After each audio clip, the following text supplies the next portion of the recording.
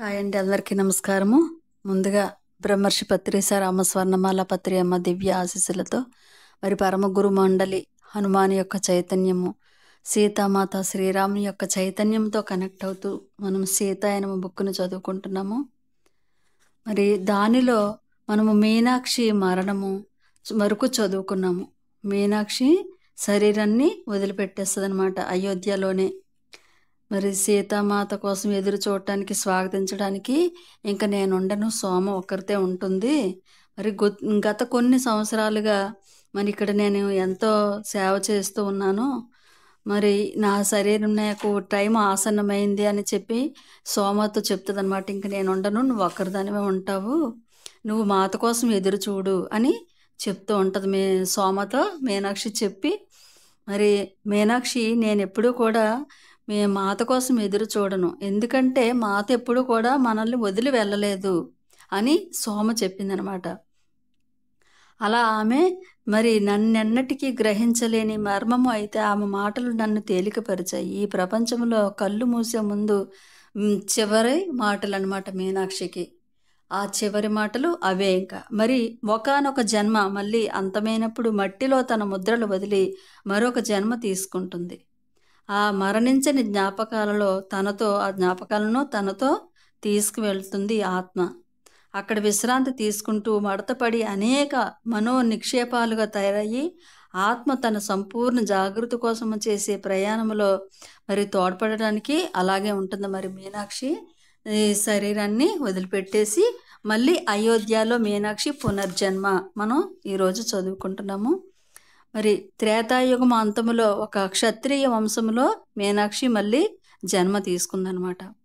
మరి మనకి 4 యుగాలు ఉంటాయి. కృతయుగము, త్రేతాయుగము, ద్వాపర, కలియుగాలో నడుస్తుంది. వాటిలో త్రేతాయుగము రెండవది. మరి మీనాక్షి తండ్రి ఇక్కడ అయోధ్యలో రాముడి వాళ్ళ దగ్గర చాలా విశ్వాసమైన సేవకుడిగా పనిచేసేవారంట మీనాక్షి తండ్రి ఇక్కడ అయోధ్యలో. మరి ఆ పనులను చెయ్యటంలో అసలు అలసట అనేదే ఉండేది కాదట. వాళ్ళ తల్లి కూడా చాలా నెమ్మదస్తురాలు అనమాట, చాలా నమ్రత గల స్త్రీ. మరి ఆ తండ్రి కోరికలను, ఆజ్ఞలను తలవంచి కుటుంబాన్ని చాలా అద్భుతంగా నడిపించేదట తల్లి కూడా. మరి ఇంట్లో వాళ్ళందరికన్నా మీనాక్షి చిన్నది ఆడపిల్ల. మరి ఈ జన్మలో మీనాక్షి పేరు అనసూయ. ఇంకా చిన్నపిల్లగానే ఉండగానే వాళ్ళ అన్ని వాళ్ళు పెద్దవాళ్ళు అవటం వల్ల వాళ్ళ పెళ్ళిళ్ళు కూడా అయిపోయాయి. అంటే ఇంక ఈ పాప ఒక్కరితే ఉందన్నమాట అనసూయ. మరి అమ్మ వెంట తిరుగుతూ, వాళ్ళ అమ్మగారి వెంట తిరుగుతూ అనేక రకరకాల పనుల్లో కూడా హెల్ప్ చేస్తూ ఉండేదట అనసూయ. చిన్నప్పటి నుంచి తల్లిదండ్రులను సేవించడంలోనే సంతృప్తి పడేది అనసూయ. నిజానికి నా జీవితాన్ని ఆ విధంగానే గడపాలని కూడా అనుకునేదట అనసూయ. మరి అప్పుడప్పుడు మా నాన్న అమ్మతో అనసూయ మంచి భార్య కాగలదు, ఆమెకు సేవ చేసే తత్వం ఉంది అని వాళ్ళు అనుకుండేవారట, వాళ్ళ అమ్మ నాన్న కూడా. ఆ చెప్పిన దాంట్లో 2వ భాగం వినడము నాకు చాలా ఇష్టంగా ఉండేది. కానీ చిన్నప్పటి నుంచి నేను పెళ్లి చేసుకోకూడదు అనుకోవటం వల్ల మొదటి భాగము ఇష్టం ఉండేది కాదు. ఆ ఆలోచనే నాకు చాలా ఆందోళనగా ఉండేదట అనసూయకు. ఈ జన్మలో అనసూయ అనమాట. అప్పుడు అయోధ్య పురోభివృద్ధి చెందుతూ, విస్తరిస్తూ, సంపద పెంపొందుతూ ఉన్నాయి. మరి మీ అనసూయ మా తండ్రి దూర తీరాలకు వెళ్ళేవారు. 7-8 ఏళ్ళు వచ్చేసరికి శ్రీరాముడు తన 2 కుమారులను రాజ్య పరిపాలనను అప్పగించి మరణించారు. మరి నాకు బాలికల కోసం స్థాపించబడిన నూతన గురుకులంలో చదువుకునే అవకాశం వచ్చింది. గురుకులాలలో బాలురు గురువుకి సమీపంగానే, గురువుతో కానీ ఉండేవారు. ఆ గురుకులాలంటే దూరంగా ఒక ఆశ్రమం అనమాట. అక్కడ చదువుకుని అప్పుడు ఆ కాలంలో గురుకులాలు ఉండేవన్నమాట. స్త్రీలకు విద్య అనేది మహారాణి సీత యొక్క గాఢ ఆకాంక్ష. అది అమలు జరిగే నాటికి ఆమె లేకపోయినా ఆ కోరిక తీర్చబడింది. మరి అప్పుడు శ్రీరాముడు, సీతామాత మరి యువతరాన్ని ఎలా మంచి ఆలోచనలతో ఉండాలి అని వాళ్ళిద్దరు ప్లాన్ చేసుకునే కదా వచ్చారు. సీత యొక్క ఆకాంక్ష ఏంటంటే ఆడవాళ్ళకి కూడా, స్త్రీలకి కూడా విద్య అన్నది ఉండాలి. అది ఆవిడ కోరిక అనమాట. మరి ఆమె మరణించిన తరువాత శ్రీరాముడు బాలికలు విద్య నేర్చుకునే స్థావరాలను ఏర్పాటు చేయడానికి ప్రాధాన్యతనిచ్చారట శ్రీరామచంద్ర ప్రభు. ఎంతో నిరోధం ఎదురైంది. కానీ ఓర్చుకొని చివరకు బాలికల కోసము ఇంటి నుంచి వచ్చి వెళ్ళే చిన్న పాఠశాలలు స్థాపించడానికి ఋషి మనుల అనుమతి కూడా, అంటే మరి అక్కడ అనుమతి కూడా ఉండాలన్నమాట. పాఠశాలలు అంటే ఇప్పుడు మనకంటే అనుకూలంగా ఉన్నా సరే చదువుకోవడానికి ఇబ్బంది పడుతున్న ఈ రోజులు. అప్పుడు ఏమీ ఉండేవి కాదు. ఒకవేళ ఉన్నా ఆ ఋషుల తాలూకు అనుమతి తీసుకొని మొత్తం మీద విజయం సాధించారట శ్రీరామచంద్ర. చిన్న చిన్న స్కూళ్ళు పెట్టడానికి కూడా అనుమతి తీసుకోవడంలో గెలుచుకున్నారు. మరి రాముని పాలనలో విద్యాభ్యాసము మొదలైంది.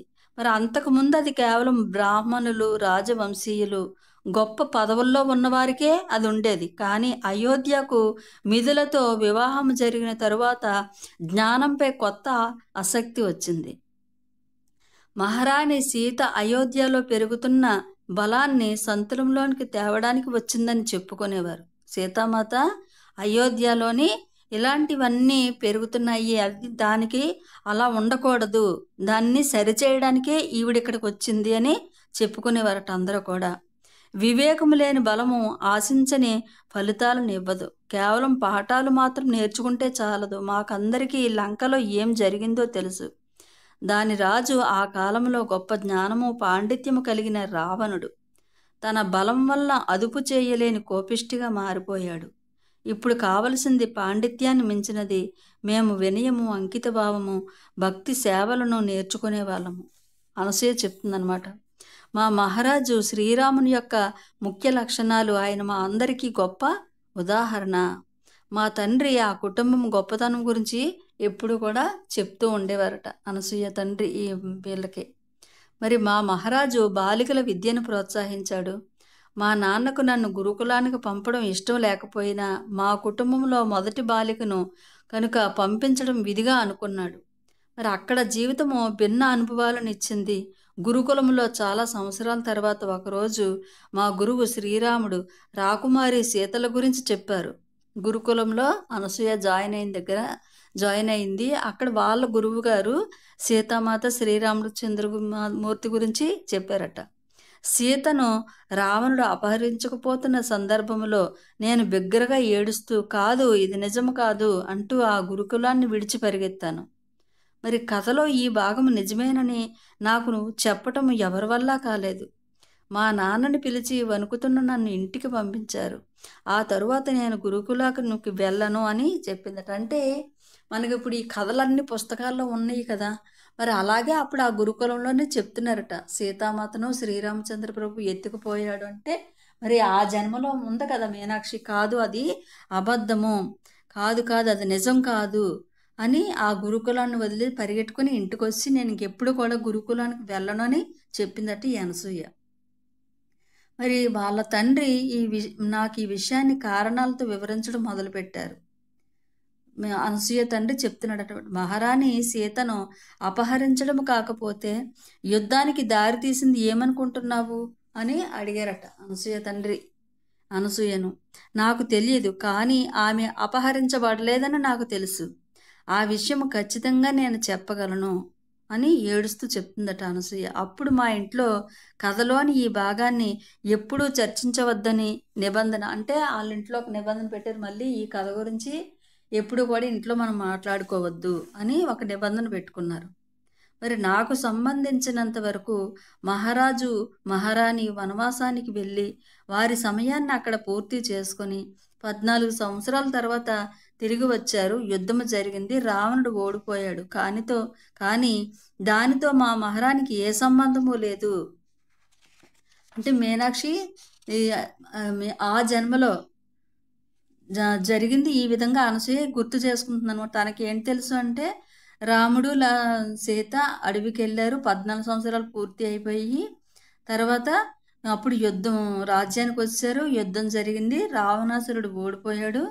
అంతే తప్ప ఇక్కడ సీతాపహరణం అనే భాగము ఆమెను చిన్న చూపు చూడటమని, ఆమె సామర్థ్యాలను తక్కువ చేయటమని ఈవిడ అనసూయ భావిస్తుందన్నమాట. కానీ ఖచ్చితంగా ఆమె తనను తాను రక్షించుకొని ఉంటుందని భావించాను. అరణ్యంలోనికి అడుగుపెట్టి అక్కడ 14 సంవత్సరాలు నివసించగలిగిన వారికి స్వీయ రక్షణ మార్గాలు తెలియకుండా ఉండవు. మరి అడవికి వెళ్ళిన తర్వాత అవి అలాంటి రక్షణ మార్గాలు తెలియకుండా ఉండవు. అంతేకాదు మహారాజు శ్రీరాముడు ఈ విధముగా జరగటానికి అనుమతించడు. నేను ఆ విధంగా ఆలోచించాను. కానీ కథలోని ఈ భాగం వల్ల నాలో చెలరేగిన ఉద్వేగాలను ఎప్పుడూ కూడా బయటకంటూ చెప్పలేదు, కానీ తన ఆలోచనలు ఆ విధంగా ఉన్నాయన్నమాట అనసూయకు. మరి గురుకులం నుంచి వచ్చివేసిన తర్వాత సమయంలో ఎక్కువ భాగాన్ని మా అమ్మకు వంట చేయడంలో గడిపేదట అనసూయ.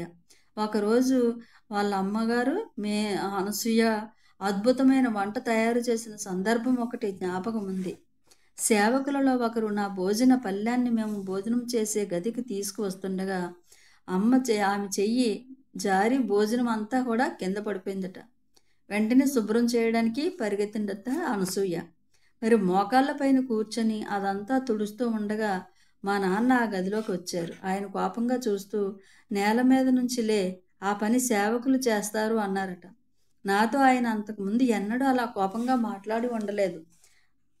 అంటే నువ్వు తొడగద్దు, అది సేవకులు చేస్తారు అని చెప్పగానే తను అనుకుంటుంది, మా నాన్నగారు ఎప్పుడు ఇంత కోపంగా లేరు కదా, ఈ రోజు ఎందుకు ఇంత కోపంగా ఉన్నారు అని చెప్పి మరి కంగారు పడిందట.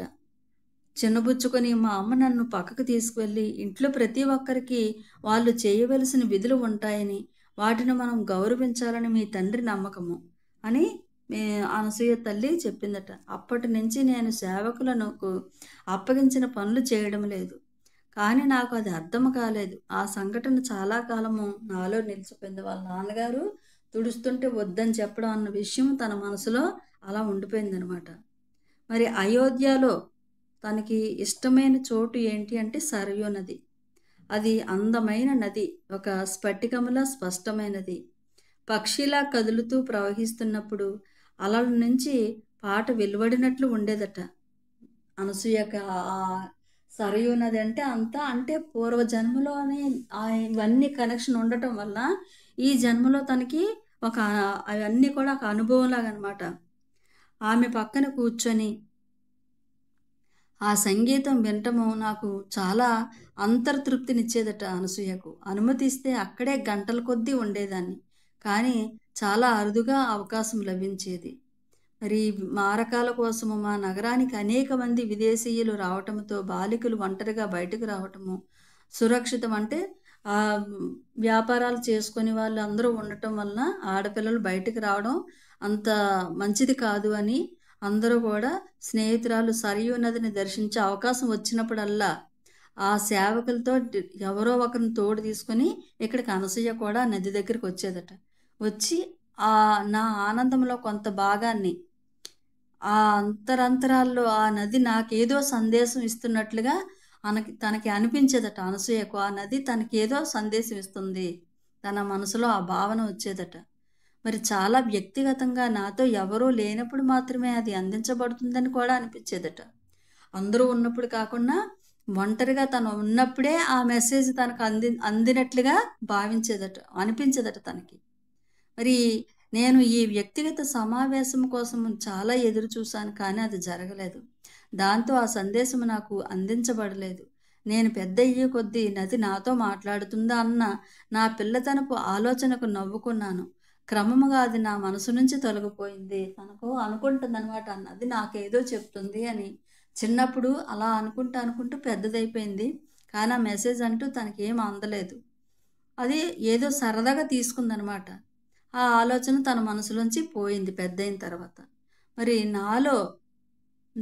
నాలో కొంత మొండితనం ఉందని గ్రహించుకొని అనేక విషయాల్లో నేను నిర్దిష్టంగా ఉన్నప్పటికీ సీతను అపహరించటం వంటి విషయం ఏదైనా నన్ను లోతుగా గాయపరిస్తే నేను ఎంత మాత్రము కూడా అంగీకరించేదాన్ని కాదు.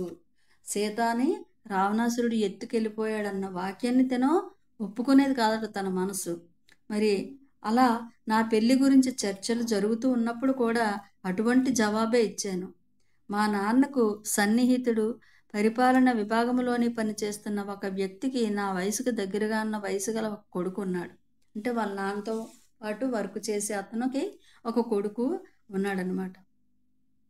మా నాన్న అది మంచి సంబంధంగా భావించి అప్పుడప్పుడు నాతో అంటూ వచ్చేవాడు. నేను దాన్ని తీవ్రంగా పరిగణించక ఎన్నడూ బదులు చెప్పలేదు. కానీ ఒకరోజు ఆయన నిశ్చయంగా ఆ విషయం గురించి నాకు పెళ్లి వయసు వచ్చిందని మాట్లాడారు. ఆయన కంఠంలోని తీవ్రతను విన్న నేను ఏడుస్తూ, నేనెన్నటికీ పెళ్లి చేసుకోను అని అన్నదట అనసూయ. మరి నన్ను ఓదార్చడానికి ఆయనకు కొంత టైం పట్టిందంట. నేను పెళ్లి చేసుకోనని చెప్తే ఏడుస్తూ ఉంటే వాళ్ళ నాన్నగారు ఓదార్చేవారనమాట. మరి ఎందుకు అంతగా ఏడ్చావు అని అడిగితే, ఆడపిల్లలందరూ మంచి భర్త గురించి కలలు కంటూ ఉంటారు, నన్ను బలవంతం చెయ్యవద్దు నాన్న అని ఆ అనసూయ చెప్పిందట. మరి నా కళ్ళల్లో భయం చూసి ఆయన నన్ను సముదాయించబోయారు. నేను నిన్ను ఎప్పుడూ ఏదీ చెయ్యమని బలవంత చెయ్యలేదు, కానీ అమ్మ, నేను నీ ఆలోచనలు తెలుసుకోవాలనుకుంటున్నాను. ఎందుకు నువ్వు ఇంత తీవ్రంగా ప్రతిస్పందిస్తున్నావు? ఎందుకంటే నేను పెళ్లి చేసుకుంటే చనిపోతానని నాకు తెలుసు, లేకపోతే నా పిల్లలైనా చనిపోతారు అని చెప్తుందట అనసూయ. చనిపోవటమా? అసలు ఏంటిది అర్థం లేని సంగతి, ఇదంతా నీకెవరు చెప్పారు అని వాళ్ళ నాన్నగారు అడిగారట. నాకు భయంకరమైనది ఏదో సంభవిస్తుంది అని నాకు తెలుసు. విషయాలు తీవ్రంగా మారటంతో నేను భూమిలాగా కంపించిపోయాను. నా స్థితి చూసి నన్ను మెల్లగా తన చేతుల్లోకి తీసుకొని, నేను ఎప్పుడూ నీకు ఏదీ జరగనివ్వను అని వాళ్ళ నాన్నగారు చెప్తున్నారనమాట. అసలు ఇదంతా నీకు ఎవరు చెప్పారంటే, లేదు నాకు అలా అనిపిస్తుందంటే, లేదు నీకు అలా జరగదు, నేనున్నాను నీకు అని వాళ్ళ నాన్నగారు చెప్తున్నారనమాట అనసూయకి. మరి మా తల్లిదండ్రులు నిజంగా హెచ్చరించే వరకు ఈ విధంగానే చాలాసార్లు జరిగింది. నా ఉద్వేగాలను నేను అర్థం చేసుకోలేదు. నాకు తెలిసిందంతా, నేను పెళ్లి చేసుకుంటే భయంకరమైనది ఏదో సంభవిస్తుంది అని. అంటే చిన్నప్పుడు మీనాక్షి ఆ జన్మలో అలా అనేవారు కదా వాళ్ళ నాన్నగారు. మనకి పెళ్ళి మన జీవితంలో లేదమ్మా, చేసుకోవడానికి వీల్లేదని. ఆ ఆలోచన, ఆ మైండ్ సెట్ అంతా తనకి ఈ జన్మలో అవన్నీ వస్తున్నాయి అన్నమాట. ఆ ఆలోచనే తన శరీరం అంతా భయంతో నిండిపోయి ఉంది. మరి చివరిగా ఒక రాత్రి మా నాన్న మా అమ్మతో, నాలో ఈ భయాన్ని పోగొట్టగల వారు ఎవరైనా ఉన్నారా అని అడుగుతూ ఉంటే, అంటే వాళ్ళ అమ్మ నాన్నగారు మాట్లాడుకుంటున్నారు. అసలు అనసూయకి ఎందుకు ఇలాంటి ఆలోచన వచ్చింది, తనలో ఈ భయాన్ని పోగొట్టు వాళ్ళు ఎవరైనా ఉన్నారా అంటే, అప్పుడు వాళ్ళమ్మ మరి స్వస్థకుల వద్దకు తీసుకువెళ్ళటము, ఔషధ వృక్షాల నుంచి రసాలు సేకరించి ఇవ్వటము, పూజారులతో ప్రత్యేక పూజలు చేయించటం అన్నీ చేసిందట. కానీ ఆవిడలో భయాన్ని పోగొట్టలేదు అవన్నీ కూడా. తర్వాత ఒకరోజు సాయంత్రము వాళ్ళిద్దరి మధ్య జరుగుతున్న సంభాషణ ఏంటంటే, వాళ్ళ అమ్మతోటి, వాళ్ళ అమ్మ నాన్నతో మిథుల నుంచి మహారాణితో వచ్చిన ఒకానొక పరిచారికి ఇంకా బ్రతికి ఉందని, ఆమెకు స్వస్థతా శక్తులు ఉన్నాయంటారని చెప్పిందనమాట. మిథుల నుంచి ఆవిడెవరు అంటే సోమ. మిథుల నుంచి ఒక పరిచారిక ఇంకా అయోధ్యలో బ్రతికే ఉంది, ఆవిడ ఇలాంటిట్లకి స్వస్థత చేకూరుస్తుందని అందరూ చెప్పుకుంటున్నారు అని చెప్పిందట వాళ్ళమ్మ వాళ్ళ నాన్నగారితో. అయితే ఆమె చాలా దూరంలో ఉంది. ఆమె ఇప్పటికీ మహారాణితో తాను చివరి రోజులు గడిపిన ఆశ్రమం సమీపంలోనే ఉంది. ఆమె చూస్తుందో లేదో, సహాయం చెయ్యగలదో లేదో తెలియదు. అయితే మనం ప్రయత్నం చేద్దామని ఆ అనసూయ తల్లి తండ్రి మాట్లాడుకుంటున్నారనమాట సోమ దగ్గరికి వెళ్ళడానికి. మరి మనకు వేరే మార్గం ఏదీ లేదు. మరి ఈ పాతుకుపోయిన భయము గత జన్మల నుంచి వచ్చి ఉండవచ్చు. ఆమె ఈ జన్మలో ఆనందంగా ఉండాలంటే మనం ఈ సమస్యని పరిష్కరించాలి. మరి మన మహారాణి ఆశీస్సులు ఆమె ద్వారా ప్రసరిస్తూ ఉండవచ్చు అని వాళ్ళ నాన్నగారు అంటున్నారనమాట. పూర్వ జన్మలో నుంచి వచ్చినవి ఇవన్నీ కూడాను అని. మరి ఆమె ఇప్పటికే ముసలిదైపోయి ఉంటుంది, మరి ఇంకా ఎక్కువ కాలం బ్రతకకపోవచ్చు. సోమ గురించి మాట్లాడుకుంటున్నారు, మనం అక్కడికి వెళ్దాము. మరి ఆవిడ ఇప్పటికే ముసలిదైపోయింది. మరి ఆమె గురించి నేను విని కూడా చాలా కాలమైంది. మహారాణి ఆమెకు ఔషధ మొక్కల గురించి అందించిన జ్ఞానము తప్ప ఆమె గురించి నాకు ఇంకేమీ తెలియదు. మరి ఇక్కడ వాళ్ళు అంత దూరం ప్రయాణించి ఆమె వద్దకు ఆరోగ్యం కోసం వెళుతూ ఉంటారు. ఆమె పేరు సోమ అని చెప్పారంట. మరి నేను బయట నుంచి మౌనంగా ఇదంతా కూడా వాళ్ళ అమ్మగారు నాన్నగారు మాట్లాడుకుంటున్నారు సోమ గురించి. ఇదంతా కూడా వింటుందట ఎవరు, అనసూయ. మరి నేను ఉన్నానని తెలియటము ఇష్టం లేక, అయితే ఆమె పేరు సోమ అని మా అమ్మ చెప్పగానే నేను ఆశ్చర్యంతో చిన్నగా అరిచాను. నా అరుపు వినగానే వాళ్ళ మాటలు ఆపారు. నేను అక్కడ ఉన్న విషయం నాకు ఇష్టం లేకుండా బయటపడిందని నేను గదిలోకి వెళ్ళాను. మా తల్లిదండ్రులు ఇద్దరు కూడా చూసుకొని వాళ్ళకి అర్థం కాలేదన్నమాట ఎందుకు అరిసింది అసలు. ఎందుకు ఇలా అవుతుందని వాళ్ళకి ఏమీ అర్థం అవ్వలేదనమాట. నాన్న, నేను కూడా మీరు కోరుకున్నట్లే ఈ భయాన్ని పోగొట్టుకోవాలనుకుంటున్నాను. మనము ఆ స్త్రీ వద్దకు వెళ్దాం. ఆమె మనకి సహాయం చేయగలదని నాకు అనిపిస్తుంది అని వాళ్ళ నాన్నగారితో చెప్పిందట అనసూయ. అయితే అమ్మ నిన్ను తీసుకువెళ్తది. అది చాలా దూరము. మరి ఆ వస్తువులు సేవకులతో వెళ్దురు గాని జాగ్రత్తగా వెళ్ళి రావచ్చని వాళ్ళ నాన్నగారు చెప్పారట. అప్పుడు ఆయన మాటలకు ఈ అనసూయకి ఆ గత జన్మ స్మృతుల వల్ల తన జీవితంలో చాలా భాగము మహారాణి సేవలో గడిపిన స్త్రీ వద్దకు వెళ్ళడంలో నిజంగా నా తండ్రి ఆశీస్సులు ఉన్నాయా? చిన్నప్పటి నుంచి మహారాణి పట్ల నాకు ఉన్న ఆలోచనలు పెద్దయిన తరువాత వాటిని పక్కన పెట్టడం జరిగినా ఇప్పుడు అవి ఉవ్వెత్తున పైకి వచ్చాయి. తనకి ఆ గత జన్మ స్మృతులన్నీ వచ్చాయి ఇంకా అనసూయకి. అంటే ఈ జన్మలో అనసూయ ఆ తరువాత వాటిని పక్కన పెట్టడం జరిగిన మరి దక్షిణాది అరణ్యములో మహారాణికి ఏం జరిగింది అన్నది ఆమె నిజంగా చెప్పగలుగుతుంది. అంటే సీతామాతకి ఏమైంది అన్నది తెలుసుకోవాలని ఇప్పుడు ఉందన్నమాట. మరి అయోధ్య మొత్తంలోనూ ఆ అపహరణ కథను నమ్మనిది నేనొక్కదానినేమో. ఆమె నా అంతర ప్రబోధాలను నిర్ధారించవచ్చు అనటంలో అంటే నాకు ఈ డౌట్ ఉంది కదా, నా సమస్యకు ఆవిడ సమాధానం చెప్తుంది అక్కడున్న ఆవిడ సోమ అని అనుకొని, మరి నాకు ఎటువంటి సందేహం లేదు, నా ప్రశ్నకు సమాధానం దొరుకుతుంది అని రెడీ అయిపోయిందనమాట. అందరికీ ఆ కథ నేను చెప్పవచ్చు తెలుసుకొని. బహుశా పెళ్లి గురించి నేను ఎందుకు భయపడుతున్నానో కూడా ఆమె నాకు సమాధానం చెప్తుంది అని నా ముఖములో ఆశ చూసిన వాళ్ళమ్మ నన్ను ఆశ పెట్టుకోకు అనసూయ. ఆమె కలుస్తుందో లేదో చెప్పలేము. అసలు బ్రతికు ఉందో లేదో కూడా మనకు తెలియదు. ఇప్పటికే చాలా ఆలస్యమైంది అని వాళ్ళ అమ్మగారు చెప్తుంటే మరి ఆ అనసూయకు ఎంతో ఆశ ఉందన్నమాట అక్కడికి వెళ్ళాలని. మరి సోమను నేను చూడగలను అనుకుంటూ మనసులో అనుకుంటూ ఉంటుందన్నమాట. ఆ తరువాత కొన్ని రోజులకు మేము ప్రయాణము వెళ్ళారట అనసూయ వాళ్ళ అమ్మగారు.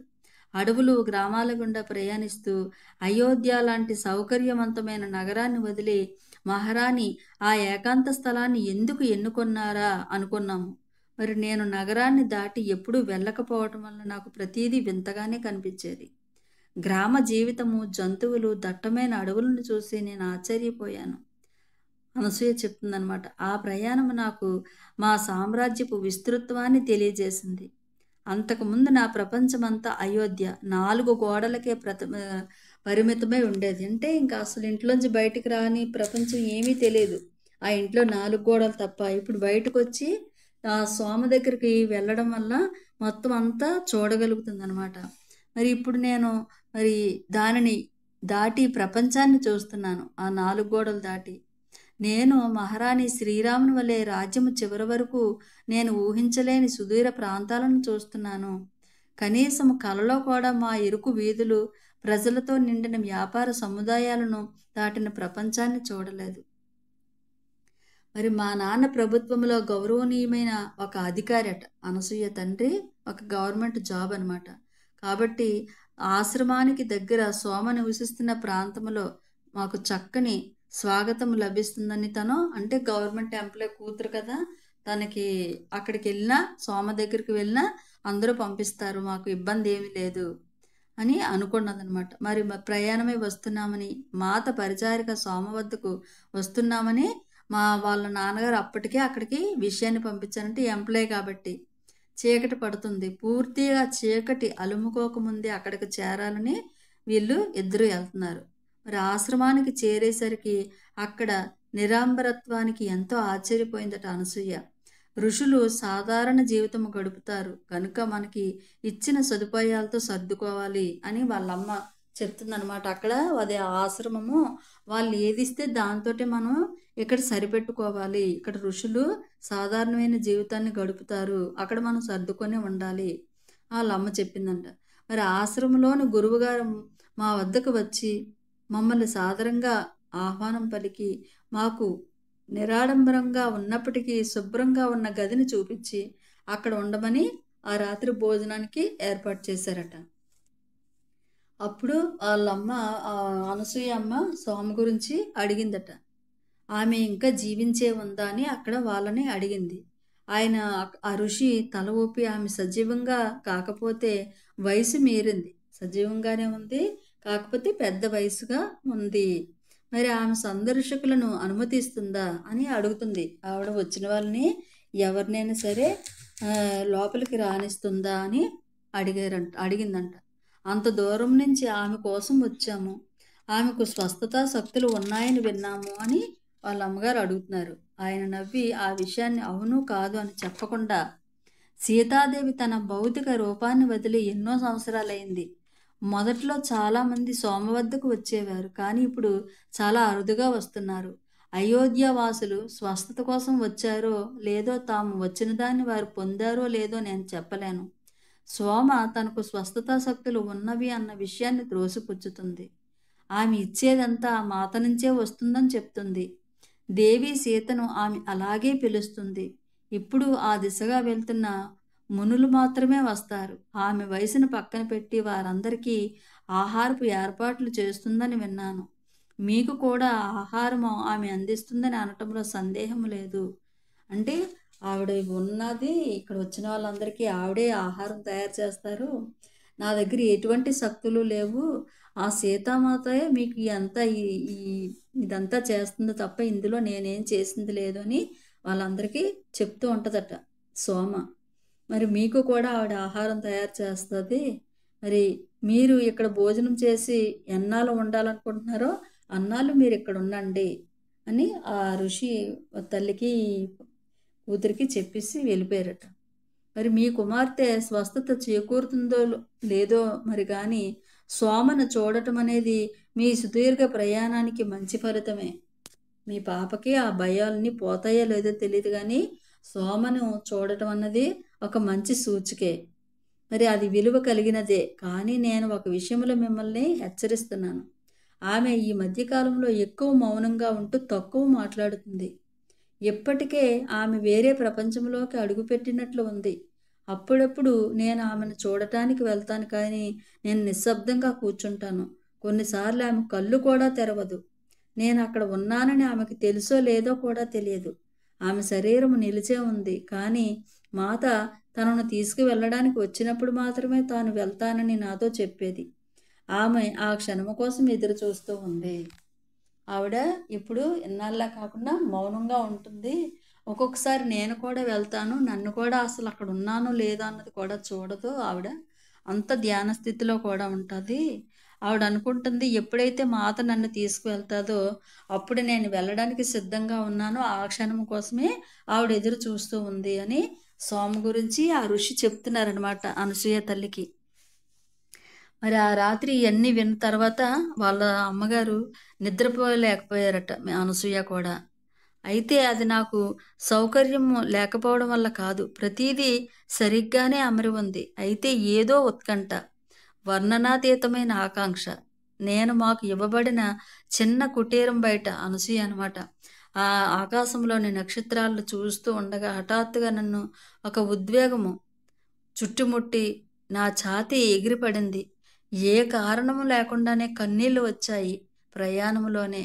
మరి ఈ సందర్శన తర్వాత మా తండ్రి కోరిన పెళ్లి చేసుకోవాలని, పర్యవసానంగా నేను, నా భర్త లేదా మా పిల్లలు మరణించినా సరే అనుకున్నాను.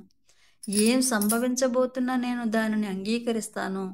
మా తల్లిదండ్రులకు విచారాన్ని, ఒత్తిడిని కలిగించను. నేను నా బాధను నా లోపలే దాచుకుంటాను. దానివల్ల వారికి అది తెలియదు.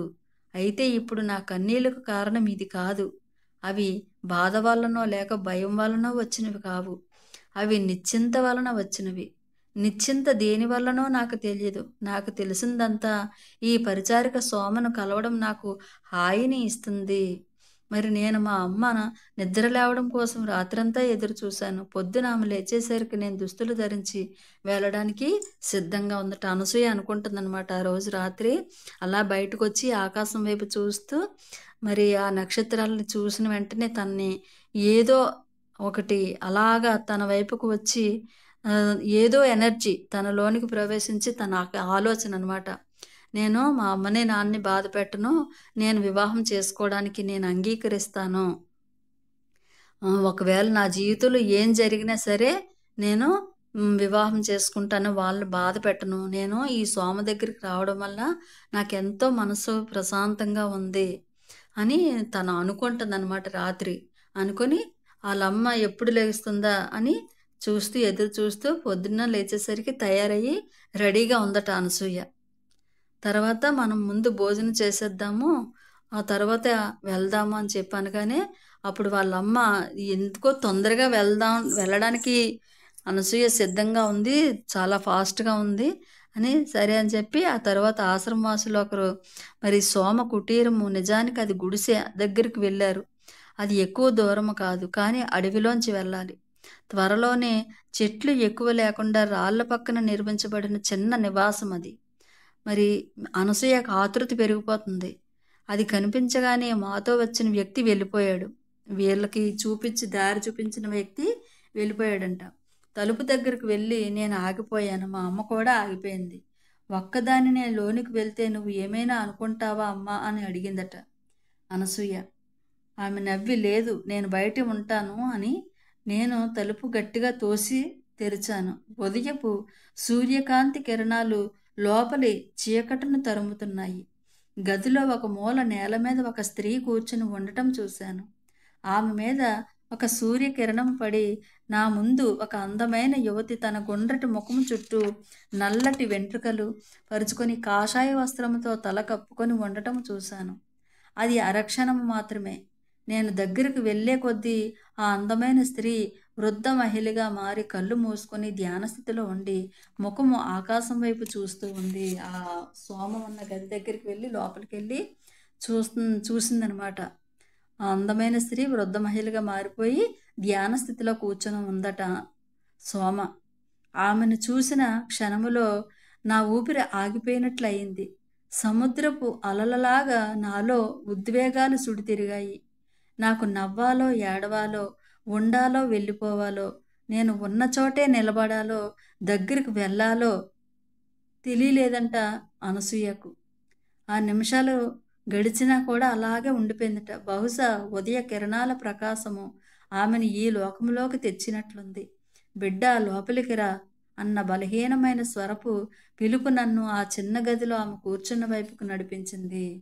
సోమ తన కోసమే ఎదురు చూస్తుంది బిడ్డ లోపలికి రాని ఆహ్వానించిందట. Okay masters, thank you so much. మళ్ళీ నెక్స్ట్ రేపు చదువుకుందాము. వింటున్న ప్రేక్షకు దేవుళ్ళందరికీ నా హృదయపూర్వక కృతజ్ఞతలు.